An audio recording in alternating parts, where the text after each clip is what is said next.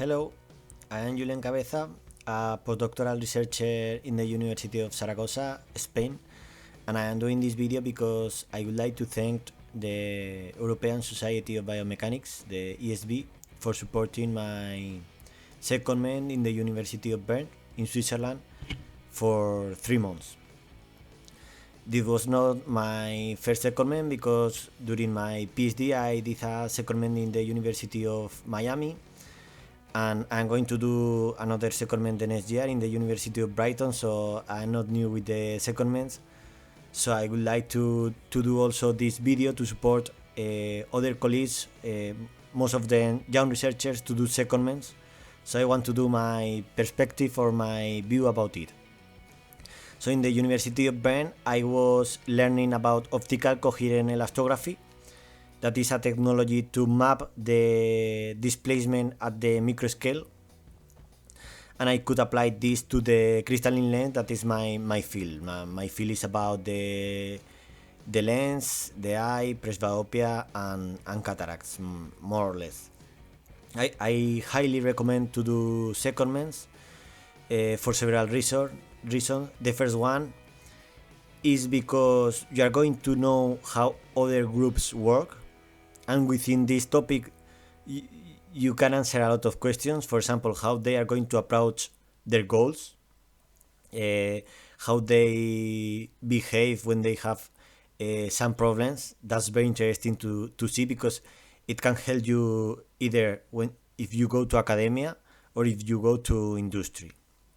Another important thing, for example, is when you are young researcher, you are seeing how your group approach their publication or their work. So you are going to see here or how other groups behave, if they are more interested in publishing or if they are more interested in transferring their knowledge to industry, or what kind of journals they want to go and why. So you try to understand other people's goals and other people's perspective. That is going to be gold for your future, more or less. What more can I tell? Another advantage, this is a little different, but I would say that you increase your international networking. You are going to know more people. For example, in the University of Bern, apart from the PhD students, that most of them, if they continue in the field, I'm going to know them. I could know Sabine Klein, that was my supervisor, and I could also meet Philip Bagler, that also works in the characterization of the mechanical properties of the cornea, for example. So it's always interesting to meet a lot of people and these people, because you can obtain a lot of knowledge from them and see other perspective. Also, you can demonstrate your skills, how good you are in an international environment. So it's going to be very interesting. It's a very, if you have the opportunity, I highly recommend it. And it was 3 months. That if you go 3 months abroad is like nothing. I would like to be more. I would like to have been more there, because in 3 months you cannot do a lot, but you can do some work, and for example you can continue their collaboration with them. So yeah, that's very interesting.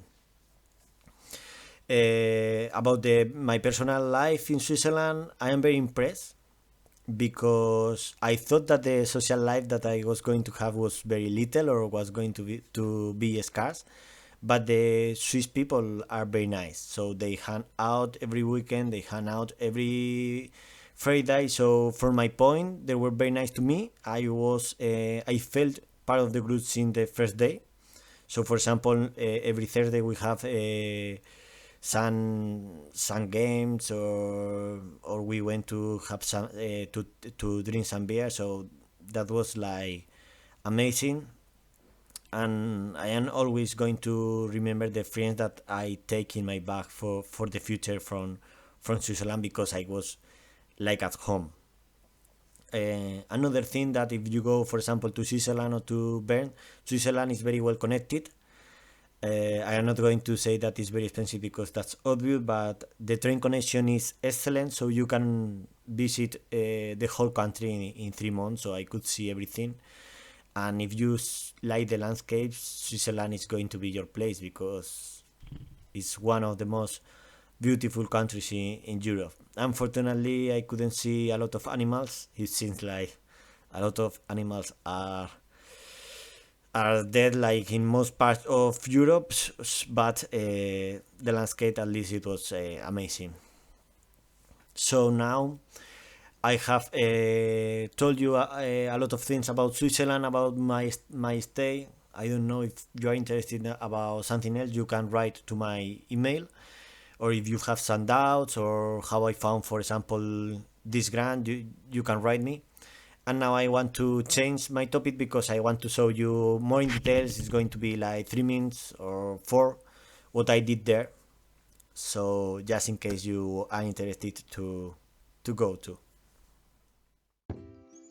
The goal of the project was to characterize the mechanical properties of the porcine lenses using optical coherent elastography and inverse finite element analysis. This last part was the skills that I was adding from my background because my PhD was about the finite element method. For this project, Sabine Kling was the leader of the group, and also Bahura was a PhD student that was doing her thesis about obtaining the mechanical properties with OC, so I could go there and help them. Basically, to obtain these strains, this was our setup that consists of 2 lamellas, and in the bottom lamella we did a sinusoidal microdisplacement to to stimulate the lens. So this was not visible because this microdisplacement was 30 microns when the lens thickness measures 6 millimeters. But what is good or what is novel about this technology is that OC can map this small deformation. This was the OCT structural image that we obtained, and it was the results that we obtained in the test. Here, for example, you can see the strains throughout the test in the 255 frames. So what we did is to obtain the strain from here that it was 0 until here that it was 5 seconds. That is this strain that it went in tensile, then in compression, and then in tensile. And here you can see 2 maps of the compression and tensile state respectively. Here you can see a video of the strains throughout the test. You can see how it changed from tensile to compression and to tensile because we were calculating the strains from one frame to we were calculating 2 consecutive strains. Okay. And here are the results that we obtained. We could differentiate between the results in the anterior, posterior, and the lens nucleus. Okay, and also we could see some viscoelasticity between the lens nucleus, that is the orange line, and the anterior and posterior cortex, as other authors reported in other words.